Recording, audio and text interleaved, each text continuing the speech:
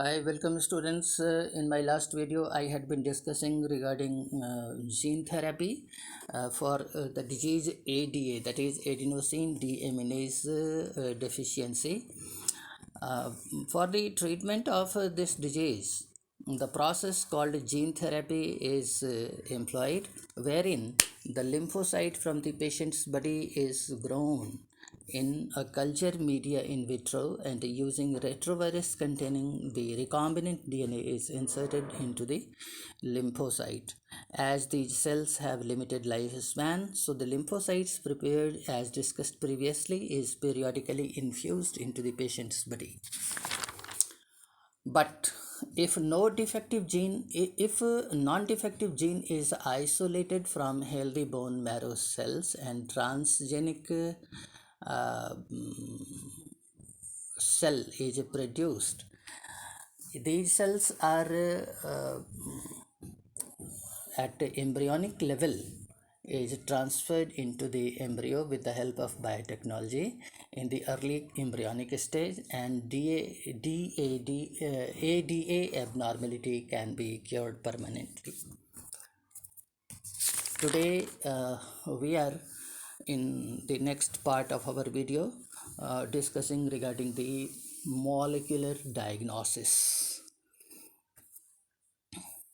Lots of conventional methods such as blood examination, urine test, etc., have their limitations as far as the diagnosis of diseases are concerned, but the early detection of disease in the embryonic stage is a challenge. Recombinant DNA, polymerase chain reaction, and ELISA test, that is enzyme linked immunosorbent assay, these are some of the laboratory techniques which help us in diagnosing the serious ailments or disorders, particularly those which are congenital, has become now easy. It is a test, immunosorbent assay, that is ELISA.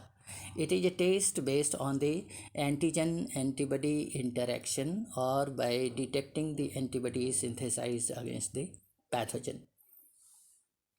Molecular probes are the single stranded DNA or RNA tagged with radioisotopes P32 and allowed to hybridize to its complementary DNA in a clone of cells, followed by detection using autoradiography.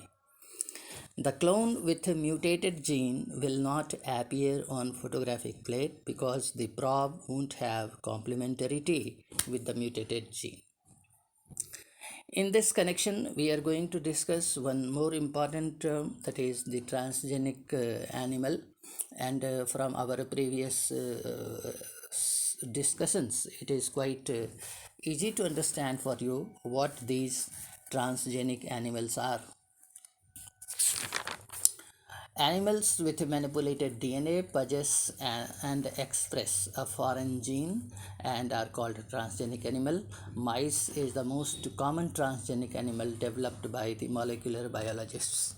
These animals are especially designed to allow the study of how genes are regulated and how the normal body functioning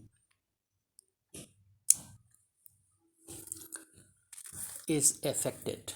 Study of complex factor, study of diseases, the biological products, vaccine safety, and chemical safety testings are some of the objectives that we can achieve with the help of these transgenic animals.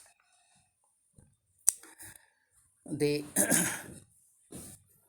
transgenic animal that we are discussing, mice is one most common animal that has been genetically modified and developed into transgenic animal for its laboratory test. The transgenic animals can be is specifically designed to allow the study of how genes are regulated and how they affect the normal functioning of the body and its development. Study of complex factors involved in growth, such as insulin like growth factor, by introducing gene from other species that alter the information of this factor and studying the biological effects that result. Information is obtained about the biological role of the factor in the body.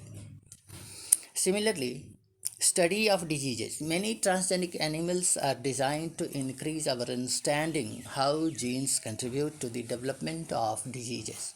These are especially made to serve as model for human diseases so that investigation of new treatment for disease is made possible.